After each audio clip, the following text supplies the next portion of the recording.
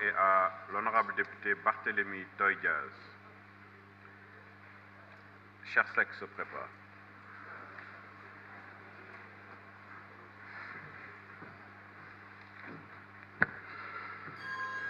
Monsieur le vice-président et président de séance, Monsieur le ministre de la Pêche, Monsieur le ministre de l'Économie, Monsieur le ministre chargé des relations avec les assemblées, ainsi que vos chers collaborateurs, je vous salue. Chers collègues, je vous salue et vous me permettrez d'opposer le mépris et le silence à ce que je considère comme étant des pantins de service. Monsieur le ministre, avec votre permission, je vous appellerai mon très cher ministre, parce que je vous ai connu dans un autre monde et je confirme que vous êtes un homme de qualité et de courtoisie. Monsieur le ministre, nga même rek ma mën a jaale askanu mool yu jot a ñàkk seen bakkan fii ci géej gi fii ci at bi moo xam fii biir Dakar moo xam Joal moo xam Mbour dem ba Casamance di leen di massuwu tamit seen njaboot yi parce que lii lu metti la ma bëggoon xam lan ngeen fas yéene def yéen pour mën a jàppale askanu mool yi ñàkk seen bakkan ci géej gi est-ce que état du Sénégal dafa fas yéene am benn politique d'assurance parce que man dama dalal ay mool ñuy waxtaan ñu ne ma monsieur le maire ñun suñuy dem comme ay structures yu mel ni PAMECAS di wut crédit dañuy exiger ñu ñëw ak suñu ay soxna donc dañuy signer suñu jabar tamit di signer ak ñun pour ñu mën ñu lebal xaalis mën a jënd ay moteur ak ay filet wante suñu demee ba ñàkk suñu bakkan ci géej gi banque bi day topp suñu soxna yi loolu mu xaw ma jaaxal ma ne normalement lu mel ni état noonu na leen mën a jàppale parce que da ngeen di contribuer au PIB du pays ma bëgg tamit profiter ci occasion bi massawu tamit mool yu nekk fii particulièrement biir Dakar te mercredi dernier géej gi yëngatu bu xaw a doy waar mooy la grosse houle qu'on a tous constaté ñu ñàkk ci seen matériel ma bëgg a xam lan la état fas yéene def ba ñooñu mën a gisaat seen bopp ci napp bi.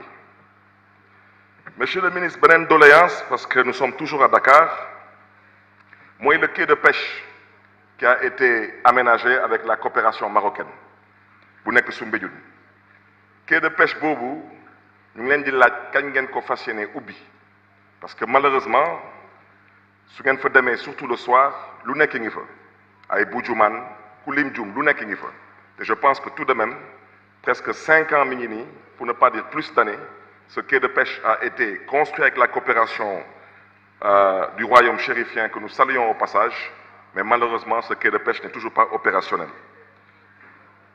Monsieur le ministre leneen tamit lu ñu ñor ñun askanu Dakar mooy bëgg a xam lan ngeen fas yéene def surtout avec le canal de Fass Gueule Tapée lu muy déverser ci mbalit ci géej gi particulièrement ci baie de Soumbédioune c'est je ne sais pas si vous avez pu visiter, il faut y aller et je pense que peut-être ce n'est pas une compétence transférée en mer mais canal bi c'est une compétence transférée lan la lu mel ni mairie de Dakar mën a def ak le ministère de la pêche pour qu'on puisse mettre des grilles pour pouvoir capter mbalit buy jógee biir Dakar di dem ci tefesu Soumbédioune parce que ñu ngi wax ci waxu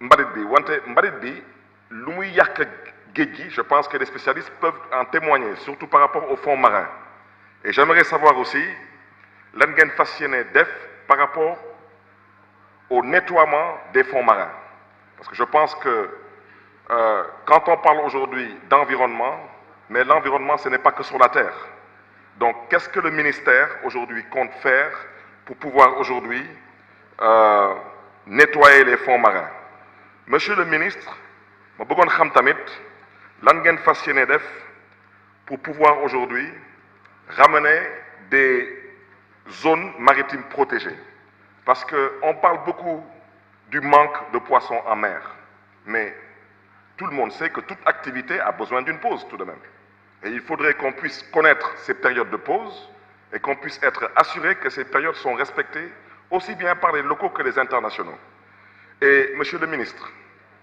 man dinaa voter ce budget à une seule condition parce que du yow yaay définir la politique de la nation son excellence Macky Sall moo koy définir est-ce que mën ngeen góorgóorlu may nappkat yi au moins répit ngeen mën a annuler licence de pêche yi au moins pour 1 an ndax géej gi mën a régénérer wu et puis tamit ñuy yëngatu ci napp bi mën a gis seen bopp parce que wax ci mooy lan ñu nangu ko ñu bañ ko c'est à l'origine de l'immigration clandestine parce que immigré yuy dem amuñu gaal amuñu moteur wante ku fi am gaal wala nga am fi moteur ñu xàñ na sa wërsëg ci géej gi wax dëgg yàlla te nga am njaboot te mu wóor la ne que soo takkee moteur soo nga géej gi di nga am client mais à la couliale da ngay jéem a gis sa bopp ci loolu donc moi je voterai le budget à une condition j'ai pas dit d'annuler les licences de pêche j'ai dit de permettre aux pêcheurs sénégalais de pouvoir profiter des eaux sénégalaises. Je vous remercie. Merci, honorable député. La parole est à l'honorable député Chersek.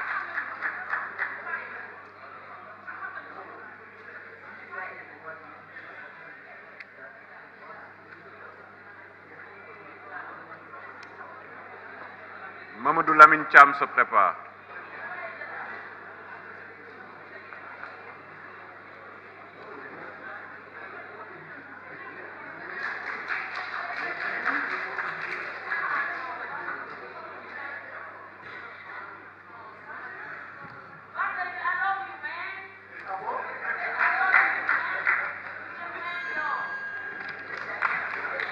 Merci, Monsieur le Président.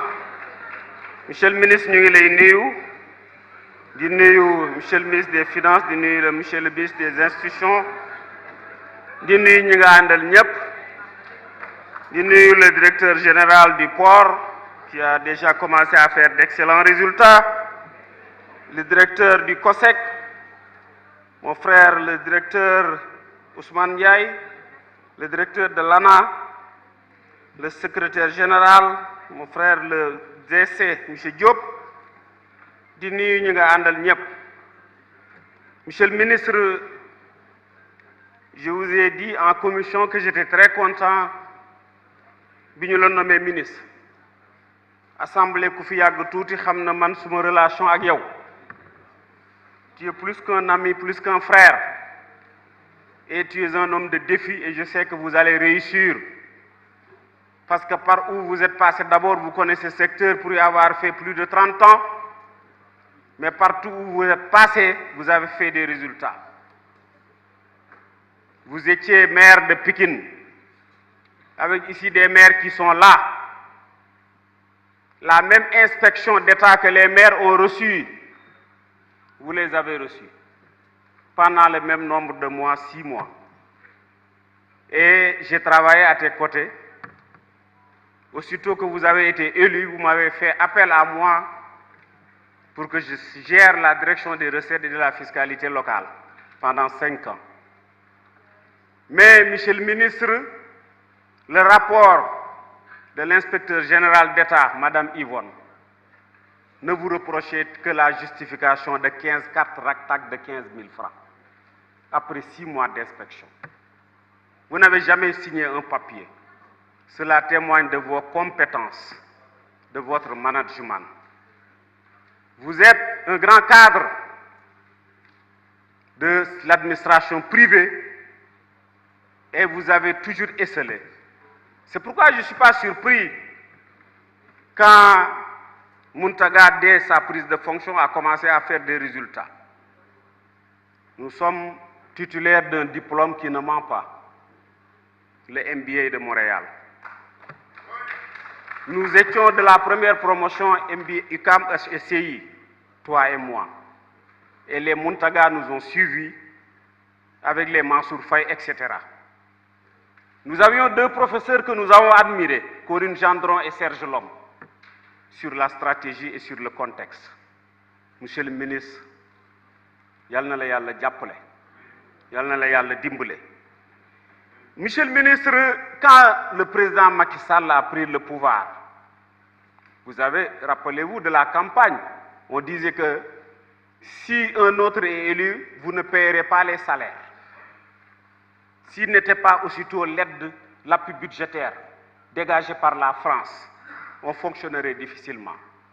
Ceux qui parlent de licence de pêche, j'ai l'habitude de dire que le Sénégal n'est pas isolé dans la planète. Ce que font les Européens dans ce pays-là, et souvent ceux qui le dénoncent, la plupart du temps, ils travaillent en Europe. Ils disent, ils se bonifient de l'appui des transferts qui sont opérés par les Modou-Modou. Mais ces transferts sont travaillés où? Dans ces pays européens. Nous ne disons pas la France dégage. Nous ne disons pas l'Espagne dégage. Nous sommes dans un partenariat dynamique. Ce que fait aujourd'hui le Fonds européen de développement, l'AFD, la Banque mondiale, la BAD, toutes ces banques-là, il y a la contribution des Européens et des appuis pour le Sénégal. Le TER qui fait aujourd'hui la fierté de tous les Sénégalais, combien de milliards ont été mis par le FED? Au niveau du KMS3, il y a 93 milliards mégas euros qui sont là. Un méga, c'est 1 million de dollars. C'est une monnaie qui est évaluée en ça. Pour dire simplement que, monsieur le ministre, les licences de pêche. Mais le thon que nous pêchons n'appartient pas aux Sénégalais. C'est un poisson migrateur qui quitte l'océan Atlantique à un moment de l'année pour aller vers l'océan Méditerranéen. Si on ne le pêchait pas, mais on pourrait le pêcher ailleurs si on ne le pêchait pas dans nos eaux territoriales. Maintenant, le fait d'autoriser à ce qu'on le pêche et que nous y gagnons, mais c'est de la stratégie. Je pense que ces licences de pêche-là, c'est des licences qui ont été accordées intelligemment. Et tout à l'heure, lycée doit wax mooy bi licence de pêche di am Sénégal, boobu président Macky Sall mu ngi lycée. Ñi ko fi defoon, si aujourd'hui Macky Sall est fautif de les reconduire, mais ceux qui l'ont créé, ceux qui l'ont initié, ceux qui l'ont renouvelé, mais sont aussi fautifs. Monsieur le ministre Dal, vous avez un secteur extrêmement important. Et aujourd'hui, le président Macky Sall l'a compris en octroyant aux pêcheurs des gilets de sauvetage, des bateaux, des pirogues fibres de verre, en subventionnant le carburant, en subventionnant les moteurs hors bord, en donnant des financements à tous les pêcheurs. Maintenant, dara doyul nako yok. Yok bi nit ki da nga nan li am nako waye doyul nako yok. Waye yow dara baxut. Do voter dara. Lu ñew nga critiquer. Ñuy wax nga naan way ñee dañoo jàng parce que jànguñu. Fii cadre yee fi nekk de. Fii ay cadre fi ne. Même ñi fi jàngul sax c'est de grands cadres politiques. C'est de très grands cadres politiques. Si nous avons un tableau, on peut vous faire la crédit. On peut vous faire la crédit. Et c'est cet ingénieur-là, sorti du Sénégal, qui est allé continuer ses études en France pour faire de la pétrochimie, qui a découvert le pétrole, qui a découvert l'or, qui a découvert le zircon et qui est aujourd'hui en train de tirer le Sénégal pour le mettre à l'émergence. Macky Sall sera candidat, Macky Sall sera reconduit et vous en sortirez encore battu et battu encore. Merci, honorable collègue. La parole